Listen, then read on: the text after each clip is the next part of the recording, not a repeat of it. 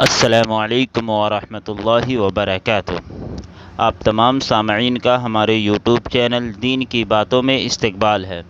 मुहतरम नाज़रीन, आपको मालूम होगा हिंदुस्तान के मशहूर सियासतदां जनाब बैरिस्टर असदुद्दीन वैसी साहब अभी उम्रे से लौटे हैं, लेकिन उम्रे से लौटते ही दे दिया बड़ा बयान कि मुसलमानों पर बहुत ज़्यादा जुल्म सितम हो रहा है।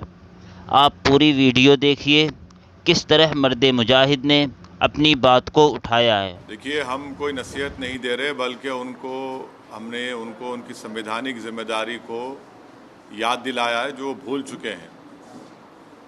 ये जो आरएन जुलूस जो निकाले गए पूरे देश में, और उस जुलूस में हर जगह पर वायलेंस हुआ, चाहे मध्य प्रदेश हो, राजस्थान हो, गुजरात हो, कर्नाटक हो, गोवा हो, जहाँ जहाँ ये आरएन का जुलूस गया, प्रोसेशन गया, वहाँ पर वायलेंस हुआ। तो वहाँ की सरकारें सरासर नाकाम साबित हुई उस वायलेंस को रोकने के लिए। और क्यों सरासर नाकाम साबित हुई? बल्कि वो सरकारें खुद, जो अंग्रेज़ी का लफ्ज़ इस्तेमाल करूँगा, कि ये तो जो गड़बड़ हुई वो स्टेट कॉम्प्लिसिट वायलेंस था, स्टेट कॉम्प्लिसिट वायलेंस हुआ है। और आप दंगाइयों को दंगा करने से रोक नहीं सकते। परमिशन जुलूस का देने वाली सरकार, जब आप परमिशन दे रहे हैं तो जिम्मेदारी बीजेपी और जो वहाँ की सरकार है उनकी होनी चाहिए कि कोई वायलेंस ना हो। तो जो भी वायलेंस हुआ आरएन यात्रा या जुलूस में, वो स्टेट कॉम्पल्सिड वायलेंस है। और दूसरी बात यह है कि पत्थरबाजी हुई, फिर आप घर तोड़ देते हैं मध्य प्रदेश में। किस बुनियाद पे घर तोड़ते भाई आप? ये तो ये जेनीवा कन्वेंशन का वायलेशन है। आपको पकड़ना चाहिए उन लोगों को, अगर करे तो। आप घर किस बुनियाद पे तोड़ रहे हैं भाई? और एक ही कम्युनिटी घर तोड़ रहे हैं आप, क्यों? और आपको कौन ने अख्तियार दिया घर तोड़ने का? चलिएगा, इलीगल है तो नोटिस दीजिए। क्या वही घर इलीगल है, दूसरे घर इलीगल नहीं है? एक ही कम्युनिटी के मध्य प्रदेश में आप घरों को तोड़ते हैं। और जो बच्चे अभी अडल्ट नहीं हुए, 70 बच्चों को आप उनको मारपीट करते हैं। और फिर दुनिया ने वीडियो देखा कि महिलाओं को, ज़ईफ़ महिलाओं को, बुज़ुर्ग महिलाओं को, 70 साल की महिलाओं को आप उनको मार के हाथ और पैर तोड़ देते हैं उनका। पुलिस तोड़ती है उनका, मध्य प्रदेश की पुलिस। ये आप काम कर रहे हैं। राजस्थान में हुआ, क्या कर राजस्थान कांग्रेस सरकार? भाई आपकी सरकार ने उनको परमिशन दिया। जब परमिशन आप देते हैं तो कैसा वायलेंस होता है फिर? घर जलाए जाते हैं, वहाँ पर दुकानें जलाई जाती हैं, टारगेटेड घर जलाए जाते हैं राजस्थान में, कर्नाटक में होता है ये। तो ये पूरे कंट्री में इतने 6-7 प्रदेशों में अगर हो रहा है, तो ये देखिए, ये एक ऐसा नहीं है, पूरा प्लानिंग से हो रहा है ये। और आप टारगेट कर रहे हैं वो मुस्लिम माइनॉरिटीज़ को। सिर्फ क्यों कर रहे हैं भाई मुस्लिम टारगेट आप? पहले आप बोलते हिजाब नहीं पहन सकते, सेकुलर स्टेट है। गोश्त नहीं खा सकते, सेकुलर स्टेट है क्या? फिर आप कानून बना देते फिर उसके ऊपर।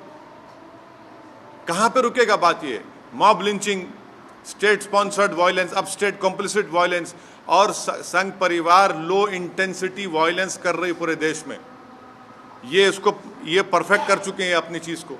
लो इंटेंसिटी वायलेंस करते हैं, यहाँ करो, वहाँ करो, इधर करो। सरकार की जिम्मेदारी बताइए? सरकार की जिम्मेदारी है ही नहीं है। आप सो रहे थे, कैसा दंगा होने दिया आपने? कितने पुलिस वालों को सस्पेंड किया आपने? कितने आईपीएस अफसरों को सस्पेंड किया आपने? इससे बात साबित हो रही कि आपकी पूरी रजामंदी से, जिसको हमने कहा अंग्रेजी का लफ्ज स्टेट कॉम्प्लिसिट वायलेंस है। बिहार में होता है, हमारे खिलाफ बातें करते हैं, बकवास करते हैं। कैसे मस्जिद के बजा के झंडा लगाते हैं भाई? आप बताइए, कैसे लगाते हैं कोई भी? इसका जिम्मेदार कौन है? मैं हूं जिम्मेदार उसका। तो ये सब चीजें हो रही हैं। सर, करौली में बीजेपी को ये अरेस्ट करने की एक्सोडस हो रहा है हिंदूज का, और कोई पुलिस वाला कुछ बोल रहा है कि मतलब सर वहाँ पुलिस वाला एडमिट करें कि कैमरा पे गवर्नमेंट का फेलियर होता है इसमें। राजस्थान करौली में जो कुछ हुआ, मध्य प्रदेश में जो कुछ हुआ, गुजरात में आनंद हिम्मतनगर खंभाट में जो कुछ हुआ, कर्नाटक में जो कुछ हुआ, गोवा में जो कुछ हुआ, वहाँ की सरकारों की रजामंदी से ये स्टेट कॉम्प्लिसिट वायलेंस हो रहा है। और टारगेट पे कौन है, कौन उस प्रोसेशन का परमिशन देता है? सरकार देती है। तो सरकार जब देती है तो सरकार कैसे वायलेंस होने देती है वहाँ पर? और फिर मध्य प्रदेश में, राजस्थान में घर जलाए जाते हैं, दुकानें जलाई जाती हैं, और मध्य प्रदेश घर तोड़ते हैं। किस बुनियाद पे घर तोड़ेंगे भाई? आप कौन से कानून तहत तोड़ रहे हैं? आप बताओ, कानून बताओ हमको। और आप मासूम बच्चों को, 13-14 साल के बच्चों को पकड़ के पीटते हैं, मारते हैं रोड पर लटाकर उनको। सर ये बताइए, रामनवमी के दिन जेएनयू में एक ये मटन नहीं खाना या नॉनवेज नहीं, आस्था के लिए आस्था मेरी आस्था नहीं है क्या? मेरी आस्था भी है हिजाब पहनना, मेरी आस्था नहीं है। तो आप एक काम करिए ना, फिर जितना एक्सपोर्ट होता है गोश्त उस दौरान में बैन करिए इंडिया में। मैंने गोश्त का एक्सपोर्ट आप बैन नहीं करेंगे क्योंकि आपको डॉलर मिलते हैं, और वो जो मासूम बेचारा जो दिन में 100 रुपये 200 रुपये कमाता, उसके कारोबार को आप लगाते हैं। आस्था की बुनियाद पर देश चलेगा या संविधान के ऊपर चलेगा? बता दीजिए आप। फिर मेरी आस्था क्या क्या होगा बताइए? मेरी आस्था भी है रमजान है, फिर शराब की दुकानें क्यों खुली पड़ी हुई है?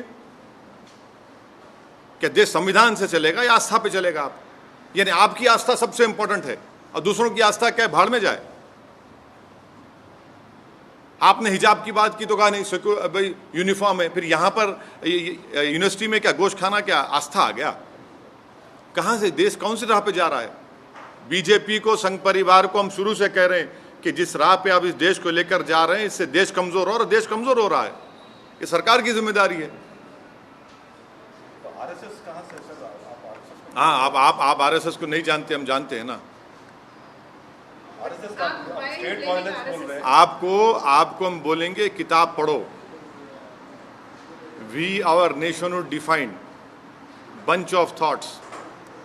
ये 2 किताबें आप पढ़ लो जिसमें आरएसएस के उस वक्त के सर संचालक खुद कह रहे हैं कि जब जुलूस निकलता था तो मैं बाजा बजाता था बोल के।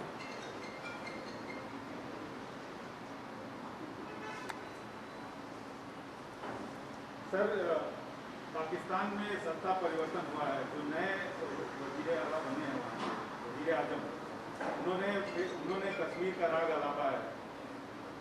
क्या अभी ये तो भारत सरकार को जवाब देना चाहिए उनका। भारत सरकार उनका जवाब दिए, प्रधानमंत्री तो मुबारकबाद पेश कर दी उनको। नहीं, आप हमसे सवाल कर रहे हैं। नहीं सुनिए, नहीं प्रधानमंत्री ने क्या जवाब दिया? प्रधानमंत्री ने मुबारकबाद दे दी उनको। देश के प्रधानमंत्री जो मुबारकबाद दिए हैं नहीं, प्रधानमंत्री ने उनको मुबारकबाद दी है और कहा कि भाई इस खित्ते के अमन के लिए हमको अमन को बरकरार रखना चाहिए, टेररिज्म खत्म करना चाहिए। अब देश के प्रधानमंत्री मुबारकबाद दे रहे हैं तो ओवैसी से क्यों सवाल किया जा रहा है? आप कश्मीर से हमसे सवाल क्यों करते हैं? प्रधानमंत्री से भी करिए। अरे हाँ, जब ने देश के प्रधानमंत्री जब मुबारकबाद दे रहे हैं शहबाज शरीफ को, तो ओवैसी को क्यों घसीट रहे हैं इसमें आप? सर, लेकिन इमरान खान ने भी अपने फॉरेन पॉलिसी को देश के प्रधानमंत्री ने शहबाज शरीफ को, सुनिए, देश के प्रधानमंत्री ने शहबाज शरीफ को मुबारकबाद दी है।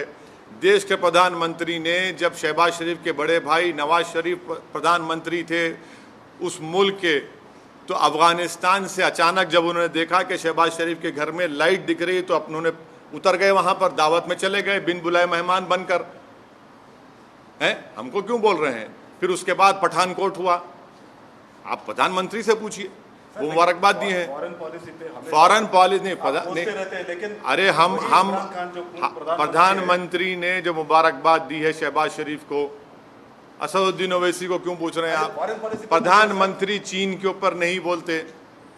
प्रधानमंत्री चीन का नाम लेने से डरते हैं। प्रधानमंत्री वो इलाकों में जहां पर आज हम पेट्रोलिंग नहीं कर सकते, उन हिस्सों में जो भारत का हिस्सा पे चीन बैठा हुआ है, डेप्सांग में क्या हो रहा है, हॉट स्प्रिंग में क्या हो रहा है, डेमचौक में क्या हो रहा है, प्रधानमंत्री बोलते ही नहीं है।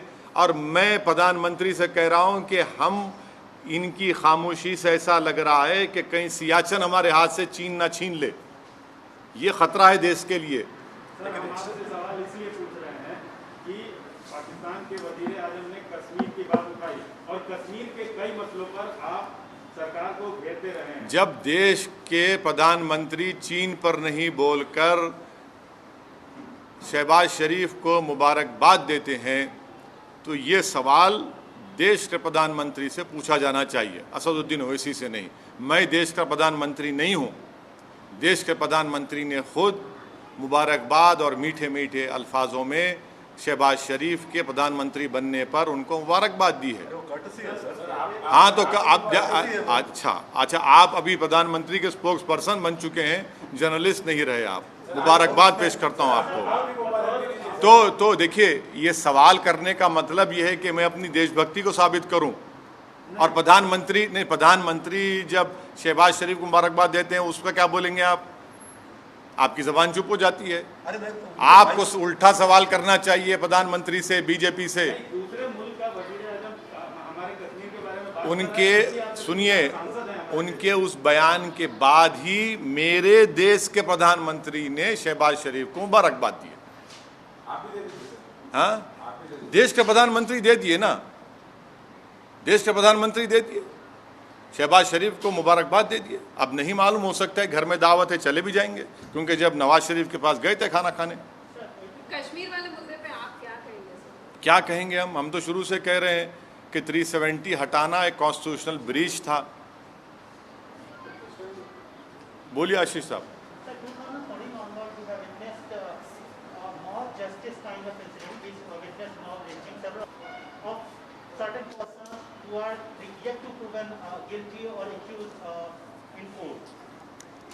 You see, this is clearly a state complicit violence, number one. Secondly, this is a collective punishment being given to one particular community. Third, this is a grave violation of Geneva Convention. Fourth, under what law the government of Madhya Pradesh has demolished houses of the Muslim community. Fifth, if they were illegally built, you cannot arbitrarily demolish any house. You have to give a notice. Sixth, you can regularize those houses. Seventh, it clearly shows their biased attitude of the Madhya Pradesh BJP's chief minister and his government towards the Muslim minority, because it is a state complicit violence. Earlier it was state sponsored, then it was mob lynching, now it is state complicit violence, and they have failed in protecting the properties and the life of a particular Muslim minority community. And the last point which I want the people of India to remember, how is it that the old Muslim women were assaulted? 70-year-old Muslim women, their elbows were broken, their heads were smashed. Who did this? It is the Madhya Pradesh police. What justification does the BJP government has towards this attitude? Almost similar kind of violence we have witnessed in Rajasthan also. Yes, it is.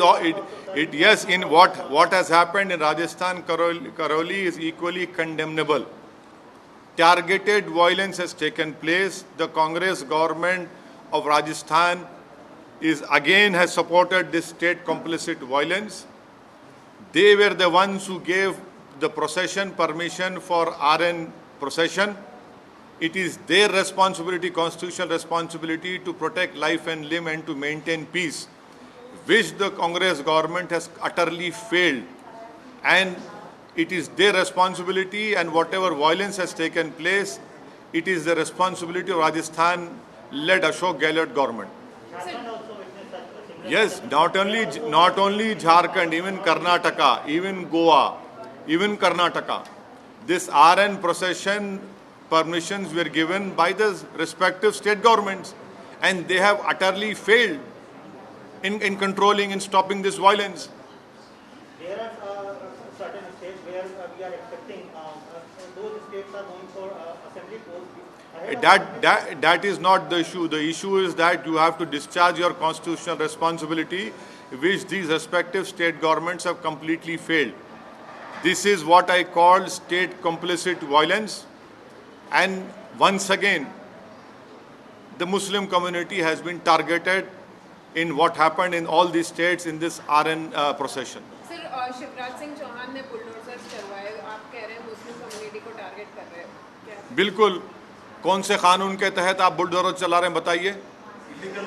Illegal कब्जा था तो आप notice क्यों नहीं देते? क्या illegal कब्जा सिर्फ मुसलमानों का है, दूसरे लोगों का इलीगल कब्जा नहीं है? बड़े बड़े जो बिल्डिंग खड़ी हुई हैं, चाहे किसी भी हो, उसका नहीं है। अगर आप इलीगल है तो आप नोटिस दो उनको या रेगुलाइज करो उनको। एक गरीब का टीन का शेड तोड़कर आपको कौन सी खुशी मिल रही है? ये तो सैडिस्टिक प्लेजर ले रहे हैं आप इन चीजों को कर आप मॉब रूल कर रहे हैं आप। BJP is calling it as exodus. What do you want to say? BJP Which is calling it as where? Rajasthan.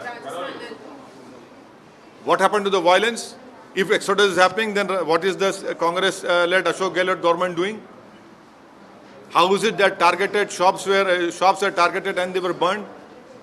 I can show you videos of targeted burning of shops in Rajasthan, Karoli. It is that government has failed in controlling the violence, and the Sangh Parivar has mastered this art of low intensity violence.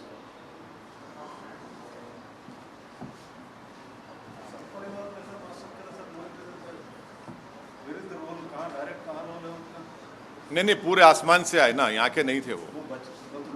नहीं, सही है, बिल्कुल से आसमान से आए थे। और जो वीडियोस जो आ रहे हैं उनके नारों के, उनके प्रोवोकेटिव बकवास के,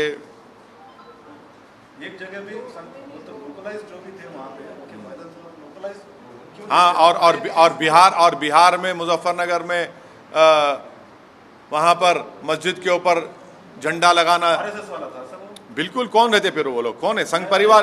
देखिए, वो संघ परिवार के लोग हैं, नहीं है?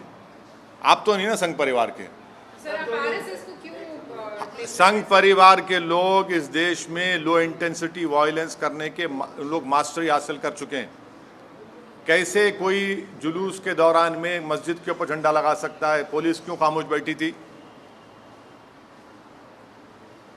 क्या हम नहीं देख रहे कि आप हिजाब शुरू होता, कभी गोश्त शुरू होता, कभी दिल्ली का राइट होता, कभी मॉब लिंचिंग होती है? क्या हो रहा है फिर ये? इनका फायदा क्या होता है सर? लोग ये बहुत अच्छा हेट्रेड आप पैदा कर रहे हैं इस देश के नागरिकों के खिलाफ, जो एक मजहब पे चलने वाले हैं। आप उनके खिलाफ हेट्रेड पैदा कर रहे हैं। सर उत्तर प्रदेश में जैसे बुलडोजर हिट हुआ, तो ये मध्य प्रदेश में जो बुलडोजर चला, आपको लग रहा है कि इसका विस्तार है? बुलडोजर का जो कॉन्सेप्ट बना है नया, उसका विस्तार हो रहा है?